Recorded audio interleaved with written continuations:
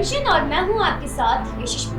आगामी लोकसभा चुनाव से पहले एक बार फिर राज्य के बंटवारे को लेकर मांग शुरू हो गई है। हम आपको बता दें, भारतीय जनता पार्टी के नेता संजीव बलियान ने पश्चिमी प्रदेश के समर्थन की मांग की है। उन्होंने कहा है कि अगर उत्तर प्रदेश में पश्चिमी क्षेत्र बनता है तो उसकी राजधानी अमेठी रखी जाएगी। हम आपको बता दें, ये पहली बार नहीं है जब राज्य के बंटवारे की मांग की गई है। इससे पहले 2011 में मायावती ने राज्य के बंटवारे की मांग की थी। अब देखना ये है कि अब बीजेपी मायावती के सपने को साकार कर देगी। हम आपको दिखाएंगे अपने इस खास रिपोर्ट में। आगामी लोकसभा चुनाव को देखते हुए एक बार फिर उत्तर प्रदेश को बांटने की बात उठने लगी है। केंद्रीय मंत्री और भारतीय जनता पार्टी के नेता संजीव बलियान ने रविवार को एक जनसभा को संबोधित किया, जिसमें उन्होंने कहा है कि यूपी के पश्चिम प्रदेश यानी पश्चिमांचल की मांग का खुले तौर पर समर्थन करते हैं।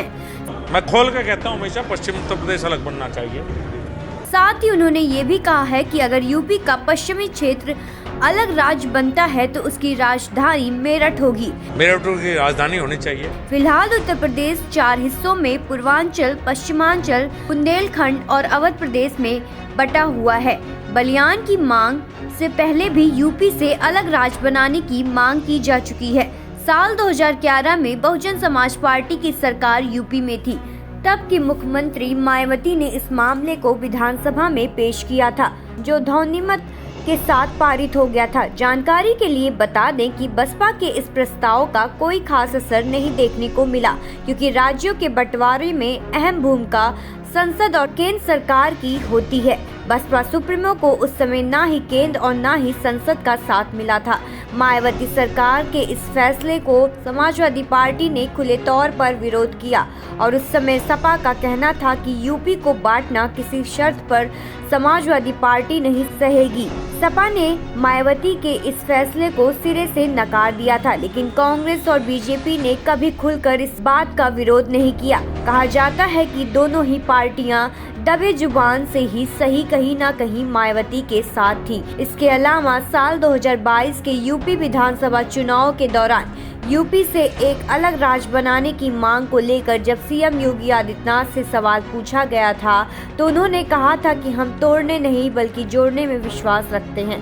भाजपा सांसद संजीव बलियान के बयान को लेकर राजनीतिक गलियारों में चर्चाएं तेज हो गई हैं। साथ ही इनके बयान से सियासी रार छिड़ने की संभावना भी जताई जा रही है। राजनीतिक विश्लेषकों के मुताबिक इस बयान को लोकसभा चुनाव में मुद्दा बनाया जा सकता है। सत्ता पक्ष और विपक्ष दोनों ही अपने अपने हिसाब से इस मुद्दे पर बैटिंग कर सकते हैं। पश्चिमी यूपी में कुल 26 जिले आते हैं। लोकसभा चुनाव से पहले पश्चिमी यूपी का मुद्दा उछालना राजनीतिक तौर पर कोई छोटी बात नहीं है। कहा जा रहा है कि ये मुद्दा सपा रालोद के साथ बसपा को भी मुश्किलें में डाल सकती है।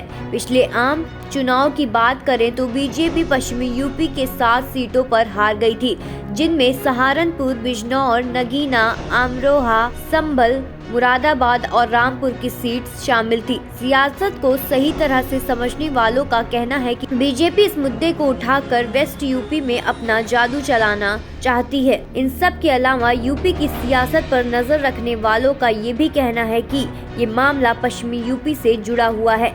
ऐसे में रालोद और पार्टी प्रमुख जयंत चौधरी बीजेपी के खिलाफ नहीं जा सकते हैं, जबकि मायावती सरकार में यूपी के बंटवारे के खिलाफ रही सपा रालोद के साथ है विरोध करती है, तो दोनों पार्टियों में गतिरोध बढ़ सकता है। इसका नतीजा गठबंधन पर सीधे तौर पर पड़ेगा।